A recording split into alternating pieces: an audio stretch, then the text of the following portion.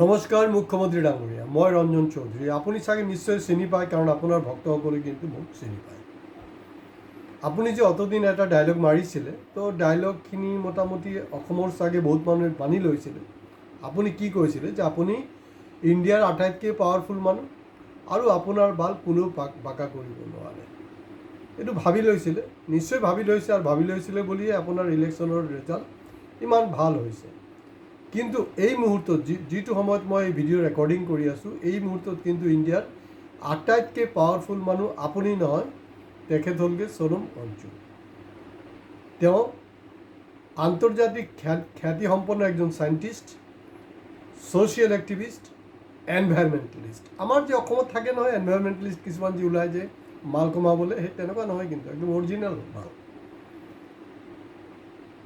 আৰু তেওঁৰ কিন্তু বাল বাঁকা কৰিবলৈ না বিজেপি চৰকাৰ, না অমিত শ্বাহ, না মোদী কোনো বাল বাঁকা কৰিব পৰা নাই। বাল বাঁকা কৰাৰ কাৰণে আপ্ৰাণ চেষ্টা চলি আছে, দিনে ৰাতি চেষ্টা চলিছে, কিন্তু পাত্তা পোৱা নাই। কথাটো হ'লগৈ এইটো। গতিকে সেইবিলাকতো অলপ চকুত দিব, যে কিবা যদি আপুনি ডায়লগ ক'ব নহয়, ডায়লগ কোৱাৰ আগত যে শ্বেৰৰ ওপৰত যে চোৱা শ্বেৰ থাকে, এই কথাখিনি খালি মনত থকা উচিত, কাৰণ আপুনি এটা দায়িত্বশীল পষ্টত আছে। দ্বিতীয় কথাটো হ'ল, মই যে অকল আপোনাক সমালোচনাৰ কাৰণে কাৰোবাৰ শপত লৈছোঁ তেনেকৈ কোনো কথা নাই। যোনে খেলি মেলি কৰিব মই তাকে সমালোচনা কৰিম, তাকে কামুৰিম। এতিয়া দেখা গৈছে তাত 20 তাৰিখে যি অল ইণ্ডিয়া এটা প্ৰগ্ৰাম লোৱা হৈছে, মানে কক্ৰচ পাৰ্টি নহয়, ইয়াত মূলত একচুৱেলি বিৰোধীবিলাকে লৈছে। তাত দেখা গৈছে যে ফেচবুকত বিভিন্নজনে পোষ্ট দি আছে, কোনোবা ৰেল ষ্টেচন, কোনোবা এয়াৰপৰ্টৰ পৰা, যে তেওঁলোক গৈ আছে তালৈ। একচুৱেলি বন্ধুসকল, তালৈ যাবলৈ দৰকাৰেই নাইকিয়া। আপোনালোকে অসমত থাকক, আপোনালোকে অসমত থাকক, তাত কোনো কাম নাইকিয়া। কাৰণ দিল্লীৰ আশে পাশে যিমান ৰাজ্য আছে, তাৰ পৰা যদি স্বতঃস্ফূৰ্তভাৱে ৰাইজ ওলাই আহে, চৰকাৰ যদি কোনো ধৰণৰ বাধা বিঘ্নি সৃষ্টি নকৰে, কেইবা লক্ষ মানুহ তাত জমায়েত হ'ব পাৰ্লামেণ্ট ষ্ট্ৰীটত। গতিকে অসমৰ পৰা নগ'লেও হ'ব, কোনো কাম নাই। আপোনালোকে অসমৰ কলেজ, স্কুল, ইউনিভাৰ্চিটিত, বিভিন্ন ৰাজহুৱা স্থানত আপোনালোকে হাংগাৰ ষ্ট্ৰাইকত বহক, তেওঁলোকৰ সমৰ্থনত বহক, তেনেকুৱা কিবা এটা কাম কৰক আপোনালোকে। কাৰণ অসমত আপোনালোকৰ নিজৰ পেণ্ডিং কাম আছে। তেওঁ যোনটো কাম লৈছে আমাৰ ৱাংচু ডাঙৰীয়া, সেইটো হ'লগৈ এটা নেশ্যনেল এছপেক্টত লৈছে। আপোনালোকে তাক ছলিডাৰিটি দিয়ক, তাত কোনো আপত্তি নাই, ঠিকেই আছে। ক'ৰবাত মিছ কল দিব লাগে, কিবা ৰেকৰ্ড কৰিব লাগে, সেইবোৰ কৰি থাকক, কোনো প্ৰব্লেম নাই। কিন্তু এই মুহূৰ্তত খিলঞ্জীয়াৰ হকে মাত মতা,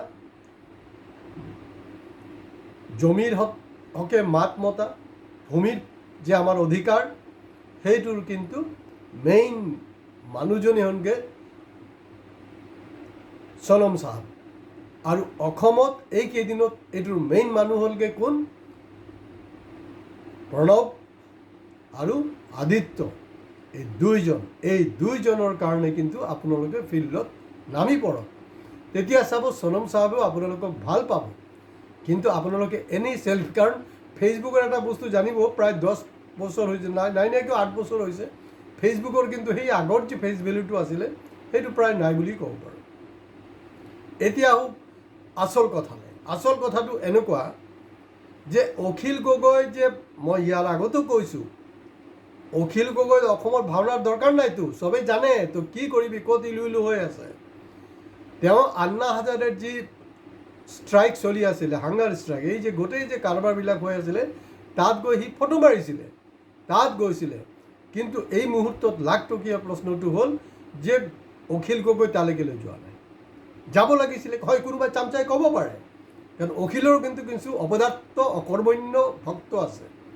না তেওঁৰ অসমত কাম আছে? অসমত কোনো কামেই নাইকিয়া, কোনো কাম নাইকিয়া, বকৱাচি ড্ৰামা কৰি আছে অসমত। তাত যাব লাগে। আন্না হাজাৰে সময়ত যদি গৈছিলে, এতিয়া কেলৈ যোৱা নাই? সেইটো হ'লগৈ এটা ডাঙৰ প্ৰশ্ন। 2 নম্বৰ, এইটো হ'লগৈ যে ৰেকৰ্ডেড বস্তু বিধানসভাৰ মজিয়াত মানে একজন দায়িত্বশীল মন্ত্ৰীয়ে কৈছে যে অখিল গগৈ যি অৰ্কিড পাৰ্ক আছে তাত GST ফাঁকি দিছে। কিমান কাৰবাৰ, সেইটোৱে কথা। যোনে নিজে GST ফাঁকি দিয়ে, কৰ ফাঁকি দিছে, এওঁ আকৌ দুৰ্নীতিৰ বিৰুদ্ধে মাত মাতিব কেনেকৈ? এই কথাবিলাক ক'লেই কিন্তু অখিল গগৈৰ চামচাকেইটাৰ চেকা লাগি যায়। সেইটো হ'লগৈ আচল কথা। কিয় তেনেকৈ কৰিব? GST ফাঁকি দিছে, অকল সেইটো নহয়, অৰ্কিড পাৰ্কত আৰু ৰহস্য আছে।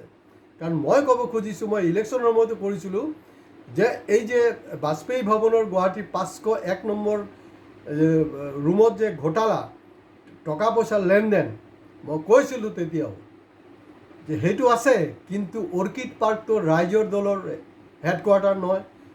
তাত কিহৰ ট্ৰেঞ্জেকশ্যন হৈ আছিলে সেইটো CBI ইনকুৱাৰী হ'ব লাগে।